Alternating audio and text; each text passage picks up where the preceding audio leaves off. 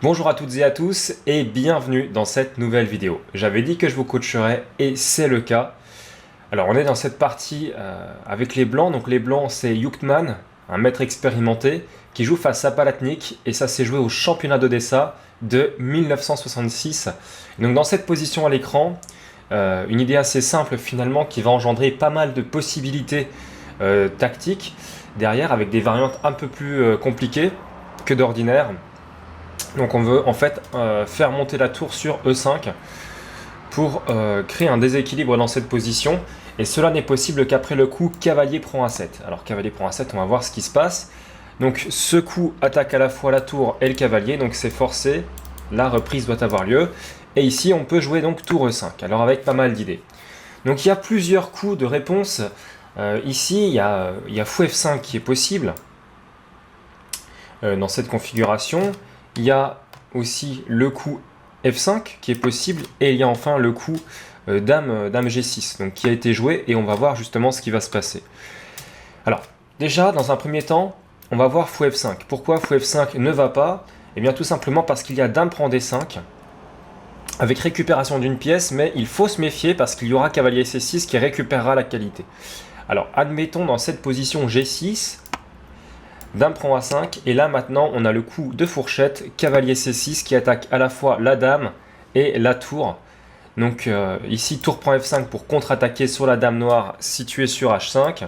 Alors il y a plusieurs variantes, il y a cavalier prend A5 et suivi de tour prend H5 qui est possible. Il y a aussi la variante donc qui serait avantageuse pour les blancs et la variante aussi ici qui est avantageuse pour les blancs, c'est tout simplement de faire dame prend F5, dame prend F5, pion prend F5 et on a après fou G2 une meilleure position avec les blancs parce qu'on dispose simplement de l'avantage d'un pion de plus. On va compter les pions, on va voir qu'on a un pion de plus, une bonne structure de pions parce que là par exemple on a des pions doublés et un pion isolé ici et on a la paire de fous, donc qui est une arme vraiment redoutable dans les finales et surtout dans des finales comme celle-ci dans lesquelles les pions adverses sont un petit peu disloqués et la structure est un petit peu affaiblie. Voilà, donc on a vraiment une position avantageuse. Alors c'est vrai qu'on a quand même une qualité de moins, mais la paire de fous compense finalement peut-être ici la qualité de moins. Donc voilà ce qu'on peut dire, les blancs sont mieux. Alors on va revenir un petit peu en arrière, après tour E5, ici justement, donc on avait vu que dame G6 allait être joué dans la partie, mais c'est pas le bon coup, dame G6, et on verra pourquoi c'est pas le bon coup. Mais ce qui est intéressant, c'est de voir quel est le bon coup finalement. Ici c'est en fait F5, souvent les coups de poussée de pion de ce type sont les coups qui défendent le mieux, même si, si vous voulez, ici ça laisse la case D5 en prise pour la dame qui peut prendre sur échec, mais bon... On a une coutume aux échecs, c'est de dire Mazet voit échec, Mazet fait échec. En fait, l'idée, c'est que l'échec n'est pas forcément grave s'il peut être paré assez facilement. C'est le cas ici. Donc, il ne faut pas s'inquiéter s'il y a un échec. Je vois beaucoup de joueurs débutants qui me disent « Ah oui, mais là, il y a échec. » Oui, mais bon, si je fais roi H8, l'échec n'est pas bien grave. D'accord? Donc, après dame prend A5, ici, on a simplement la variante avec cavalier C6 et dame C5. Cavalier prend E5, fou prend E5 et les noirs sont mieux, c'est sûr, même si les blancs peuvent encore certainement sauver cette partie, mais les noirs sont mieux. Donc on va voir ce qui s'est passé, tour E5, donc dame G6 qui est un mauvais coup. Alors Palatnik est certainement pas allé aussi loin dans ses calculs que Yuktman, on va voir justement ce qu'il a vu, donc tour G5, dame E6, tour E1. Donc ça, ce sont tous des coups logiques d'attaque et d'activation de pièces. Hein. La tour en G5 est bien placée, elle fait pression sur le fou en G4. Tour E1, ça active une tour, ça prend la colonne et ça attaque la dame au passage, donc c'est un bon coup. On va mettre en rouge, que vous puissiez voir l'attaque, voilà. Donc dame D7 pour continuer à protéger le fou sur G4. Et ici, maintenant, tour prend D5 avec attaque double, à la fois de la dame et du fou, mais il n'y a plus l'attaque sur G4 évidemment, donc du coup dame A4 et certainement que Palatnik s'était arrêté ici dans son calcul et voyait que finalement ça tenait parce que par exemple on peut voir si B3 est joué, alors il y aura dame A3 et il n'y a pas de possibilité d'enfermer la dame, donc bon ça a l'air de vraiment tenir. Ici on pourra jouer après fou B6 et faire partir la dame plus loin sur l'échiquier. Mais en fait, l'expérimenté maître Yuktman, qui affrontait donc le jeune joueur Palatnik, a vu un peu plus loin. Et il a vu qu'ici, il avait un excellent coup. Alors, je vais vous laisser le chercher. C'est un coup, on va dire, qui va introduire pas mal de menaces tactiques. Donc, c'est important que vous essayiez de voir ce type de coup. Parce que c'est vraiment des coups qui peuvent renverser la partie, comme ça va être le cas d'ailleurs ici, dans une compétition, dans une partie officielle face à un bon joueur. Et donc le coup, ceux qui veulent le chercher encore, mettez pause, je vais vous le montrer, c'est tour G5. Et tour G5 en fait introduit déjà une menace directe, c'est tour prend G7. On le verra dans certaines variantes, tour prend G7, et si roi prend G7, fou H6 échec, suivi de dame G5 et ça va gagner. Donc on va voir ça justement. Alors, ok, on peut voir un autre coup qui marchait aussi, c'était fou H6, et donc on va comprendre l'idée justement de ce coup. Donc G prend H6, dame prend H6, et l'idée assez simple finalement, c'est qu'ici on veut amener la tour sur G5 et mater tout simplement avec dame G7 par exemple, ou alors dame F6 et dame G7 qui peuvent arriver si jamais les noirs arrivent à ramener du matériel. On va voir ça justement. Dame C6, donc tour G5 échec. Là, il n'y a pas le choix parce que si on fait roi H8, il y a dame G7 mat évidemment. Donc du coup, dame G6. Et là, je vous demande de chercher le bon coup pour les blancs.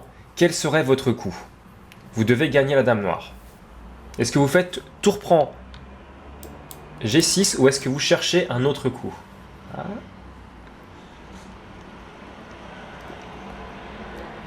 En fait, il y a une astuce. Alors, je vous l'ai dit, parce qu'elle est hyper importante et en partie officielle, ça m'a permis d'en gagner plusieurs. C'est qu'ok, la dame, elle est clouée. Donc, il n'y a pas de problème, elle ne va pas s'envoler. Elle est clouée, elle est finie. Donc, du coup, tout coup qui va pouvoir attaquer la dame noire en activant des pièces chez nous, donc avec les blancs, eh bien, ça va être un coup intéressant. Et donc ici, ce qui doit vous sauter aux yeux, c'est quel coup me permet d'attaquer la dame noire. Donc ceux qui veulent chercher, mettez pause. Pour les autres, je vous le montre, c'est fou des trois. Et voyez comment ce coup est puissant. Parce que maintenant, les noirs ne disposent même plus de la ressource dame prend G5. Je rappelle que sur dame G7, il y a évidemment dame prend G7 mat. Ou dame prend H7 mat d'ailleurs. Et sur dame prend G5, il y a pareil, l'idée dame prend H7 mat. Donc les noirs ne peuvent même plus capturer la tour. Ce qui veut dire qu'au lieu d'échanger la dame noire contre la tour en G5, on va l'échanger contre le fou en D3. Je rappelle qu'une tour c'est 5 points, un fou c'est 3 points, donc on gagne encore 2 points et on est complètement gagnant ici. Voilà. Alors on va revenir à la partie. Tour G5. Alors là, il y a plusieurs coups possibles pour les noirs, on va les voir. Ok, donc il y a le coup de la partie, ça va être tour CD8. Alors bon, je ne vais pas rentrer dans les détails de l'autre coup de tour FD8 parce que c'est la même idée. Donc vous allez comprendre que ça ne marche pas. Donc ça c'est le coup de la partie qu'on va analyser juste après. Il y a deux coups. Il y a fou E6. Fou E6 ici qui peut être joué dans l'idée de bloquer la colonne E. De minimiser l'attaque, mais vous allez voir que ça minimise rien du tout. Et il y a aussi donc l'autre coup, à part fou E6 et tour CD8, il y a le coup fou F3, donc une idée de contre-attaque qui ne marche pas non plus, vous allez voir pourquoi. Alors on va justement commencer par fou E6. Qu'est-ce qui se passe après fou E6? Alors je vous laisse chercher le coup. Il y a en fait, on va dire deux façons de gagner. Une qui est tonitruante et l'autre qui est un petit peu plus posée. Donc trouvez-moi l'une de ces deux-là et ça sera déjà très bien. Donc n'hésitez pas à mettre pause, à prendre votre temps parce que ce sont des positions qui sont quand même relativement complexes, qui nécessitent du calcul, même pour des forts joueurs. Donc prenez tout votre temps, ne vous inquiétez pas, on ne va pas partir, on va rester là. Donc mettez pause, n'hésitez pas et calculez donc les variantes de gain. Moi, je vais vous donner deux idées. Je vais vous donner une première idée qui va être fou E5. Donc ça, c'est la méthode, on va dire, cool. Donc qu'est-ce qui se passe sur fou E5? On attaque G7. Ok, donc là, il y a vraiment un réel problème. Donc qu'est-ce qui peut se passer? Il y a deux coups possibles. On va en voir un, on va voir G6. Qu'est-ce qui se passe sur G6 ici? En fait, on joue fou F6. Hein, fou F6 pour aller chercher le mat. Hein, on va faire genre tour prend par exemple. Une idée toute simple, ça peut être de faire tour prend A5, dame prend A5, suivi de dame H6 et on va mater sur G7 tout simplement. D'accord, ça peut être une idée comme ça. Donc ok, on va gagner. Alors tour FD8 justement pour laisser une case de repli. Et maintenant, qu'est-ce qui se passe? Comment est-ce que l'on joue ici?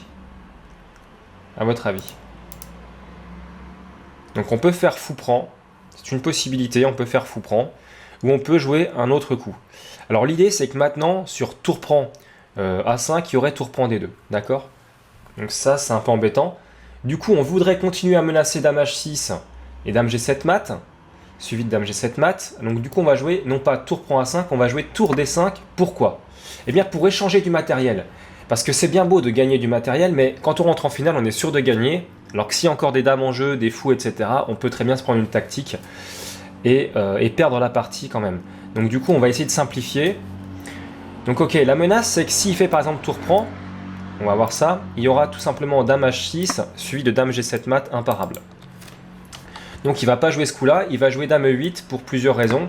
Déjà pour protéger quelque part la tour D8, même si on verra que ça ne sera d'aucun secours. Mais surtout, sur dame H6, maintenant, la possibilité, ça peut être, je vais jouer ce coup-là, de faire dame F8 et d'empêcher finalement dame G7 mat. D'accord? Donc je pense que vous avez compris l'idée. Donc voilà où on en est ici. Donc du coup, après dame D5, dame E8, ce qu'on va faire, c'est qu'on va simplement tout échanger. Alors on va faire tour prend D8, donc on cloue la dame, donc tour prend forcé. Et après tour prend, on peut faire, alors il y a plusieurs possibilités, mais peut-être le plus simple, c'est de faire fou prend D8 et de conserver les menaces, ou alors même dame prend, et puis de rentrer dans une finale complètement avantageuse ici, puisqu'on aura une qualité plus un pion de plus. Même si les noirs ont la paire de fou. Donc peut-être fou prend est plus précis quand même, surtout qu'on conserverait le clouage du fou E6 et de la dame qui est derrière sur 8. Donc fou D8, fou prend D8 est un peu plus précis. D'accord, donc ça c'était la variante. On a vu avec tour G5, c'était la variante avec fou E6. On va voir maintenant la variante avec fou F3 et qu'est-ce qui se passe avec fou F3? Eh bien, les noirs sont mat. Je vais quand même vous remontrer la deuxième variante qui ressemble très fortement, hein, parce que... Ok, donc fou E6, je vais vous montrer la deuxième variante, c'était tour prend tout de suite en fait. Tour prend tout de suite, roi prend G7, fou H6, roi H8, et après roi H8. Alors si roi F6 évidemment, roi F6 ou roi G6 c'est pareil, il y a tout simplement le mat avec dame G5, donc je vous montre ça vite fait. Si roi H8, il y a dame G5, et ici le mat est imparable, on peut voir dame G4, donc qui peut être tenté, qui est intéressant. Dame F6 échec, ok roi G8, et ici quel est votre coup avec les blancs pour gagner? Il est assez simple. Il est relativement simple, c'est tour E5 avec l'idée qu'on va pouvoir jouer le coup finalement tour G5 qui va clouer la dame et après tour prend dame on pourra mater sur G7. Ok, donc ça c'est vu. Donc on revient maintenant à la place de fou E6 comme j'avais dit, au coup fou F3 et on va voir donc ce qui se passe après fou F3. Donc cette fois-ci on va pas jouer, on va jouer une des deux idées précédentes. Donc à votre avis laquelle? Donc je vous laisse chercher, ceux qui veulent prendre un peu plus de temps, n'hésitez pas à mettre pause. Pour les autres, c'est tour prend G7, avec l'idée roi prend G7, et la même idée qu'on vient de voir, fou H6, roi H8 meilleur coup, dame G5 qui menace dame G7 mat, ou dame F6 suivi de dame G7 mat. Donc dame G4, ok, et après dame G4, dame F6, roi G8, et ici le même coup, donc tour E5, qui attaque tout, qui attaque à la fois G5, qui attaque le fou situé en A5, et donc on va essayer de mater sur G7 tout simplement. Alors on peut voir ce qui peut se passer, fou E4, tour G5 échec, dame prend G5 forcé, dame prend G5, et à votre avis, après fou G6, est-ce que les blancs gagnent? Et si oui, de quelle manière? Vous avez eu assez de temps, je pense, pour voir le mat, dame F6 suivi de dame G7 mat évidemment. D'accord, et bien on va prendre maintenant la variante de la partie. Donc après tour G5, on avait dit qu'il y avait finalement deux possibilités, donc tour CD8 ou tour FD8, ça change pas grand chose. On va voir tour CD8. Ok, donc après tour CD8, qu'est-ce qui se passe ici? Eh bien tout simplement, on a également le coup, l'excellent coup tour prend G7. Et ça c'est magnifique. Donc roi prend ne va pas, Palatnik le voit tout de suite, donc il fait roi H8, et maintenant on a un coup extrêmement fort. Alors je vous laisse chercher ce coup parce qu'il est magnifique, et c'est là finalement qu'on va voir si vous avez du maître en vous, et si les échecs sont un jeu qui est fait pour vous.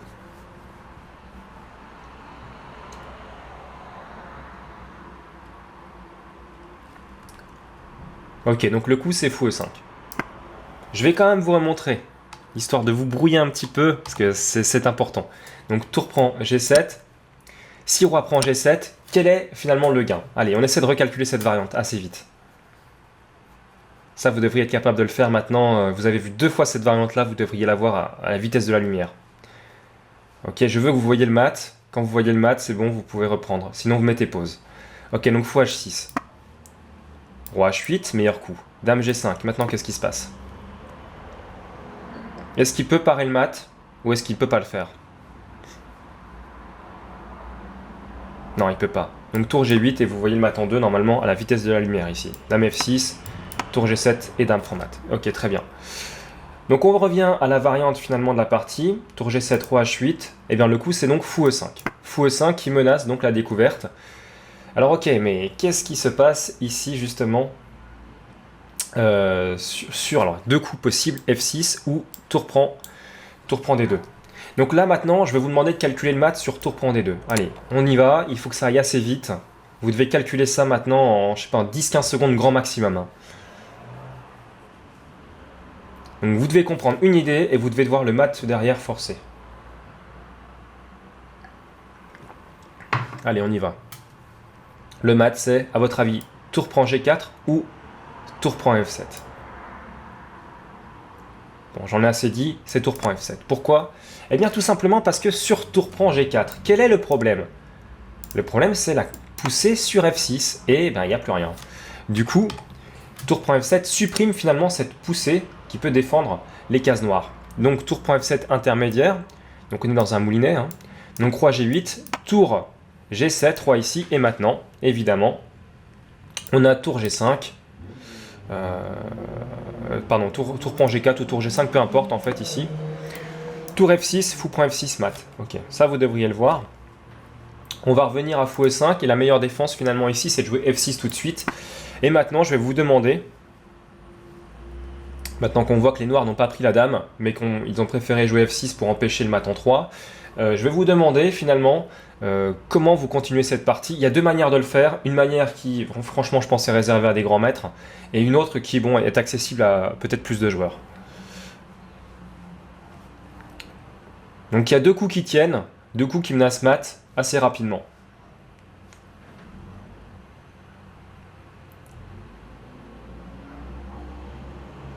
Ok, donc le coup, si vous ne l'avez pas trouvé, continuez à chercher, prenez votre temps parce que ce sont des positions quand même assez complexes, vérifiez bien que vous avez tout vu et qu'il n'y a pas un petit coup finalement qui sauve tout que vous n'avez pas vu.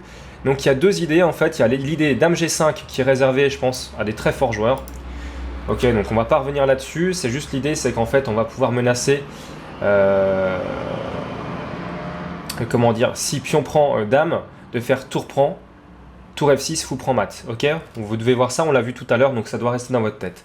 Ok, maintenant, l'idée c'est que si pion prend tour, là on va pouvoir également avoir de l'attaque sur le roi, donc ça ne changera pas grand chose au final par rapport au coup qu'on va jouer tout de suite et qui est beaucoup plus humain et qui est dame H6 avec menace tout simplement de mat sur H7.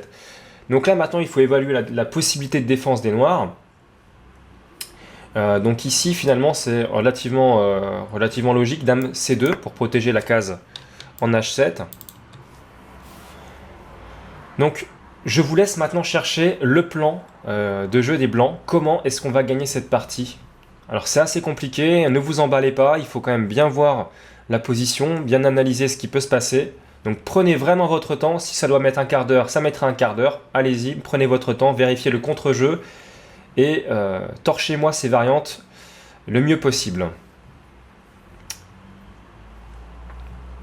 Donc si vous voulez continuer à chercher, mettez tout votre temps. Pour les autres, je vais vous montrer ce qui se passe. Donc fou D4. Et l'idée, c'est de simplement jouer de tour 1, enfin tour E, E7 en fait, et d'aller faire, par exemple, tour prend H7 suivi du mat sur G7. Voilà, ça c'est la grande idée en fait ici. Ok. Alors on peut pas faire par exemple un coup comme tour E8. Alors je vais vous montrer avec des flèches ce qui se passerait. Hein. Donc regardez-moi, soyez bien attentifs, regardez l'échiquier, soyez bien attentifs. Ok, 6 tours ici. On va faire tour prend une fois. Tour reprend. Et ici on aura fou prend F6. Et on va gagner la partie avec dame prend tour prend H7. Avec échec à la découverte plus échec de la tour, roi G8 et dame G7 mat. Ok? Donc là, vous avez dû voir la position. Maintenant, ce qui va se passer, c'est que, eh bien évidemment, les noirs vont se défendre avec le coup fou B6. Alors on verra d'autres idées, mais on va déjà voir celle-là, fou B6. Et maintenant, comment est-ce que vous jouez? Donc tour E7, évidemment. On a ce mat. Alors fou F5, et maintenant, je vous demande de me trouver le mat en 2 coups. Ok, normalement, ça devrait être fait. Alors tour prend H7. Fou prend H7, suivi de dame G7, échec et mat, tout simplement. Ok, on va revenir un tout petit poil en arrière. Après dame C2, donc ici, est-ce qu'on avait finalement un autre coup que de jouer fou D4, pardon. Donc si vous avez trouvé fou D4, vous êtes vraiment un très fort joueur, c'est très très bien. Mais vous pouviez aussi trouver quand même le coup fou prend F6 qui n'est pas mauvais, hein, qui est même très bon. Donc tour prend F6. Et ici, dame prend F6 avec voilà, plusieurs attaques. L'attaque sur la tour en D8 et l'attaque sur la découverte avec la menace, par exemple, de jouer dame prend G4, échec et mat. Donc, qu'est-ce qui se passe, par exemple, sur un coup comme dame D2, hein, qui attaque la tour en E1 et qui protège la tour en D8, et bien tout simplement un coup de tour sur l'une de ces cases et ça mate tout de suite. Ok, donc du coup, ça marche pas. Et qu'est-ce qui se passerait sur dame F5 ? Là, c'est assez simple. Hein. Qu'est-ce qui se passerait ici? Quel coup joueriez-vous? Est-ce que vous joueriez la prise de la tour? Est-ce que vous joueriez un autre coup? Donc la prise de la tour ne va vraiment pas, puisqu'il y aurait roi prend ici, et c'est nous qui nous retrouverions très mal. Heureusement, on a une tactique. Alors je vais vous laisser la chercher. Vous devez me trouver le coup qui fait mat en 3.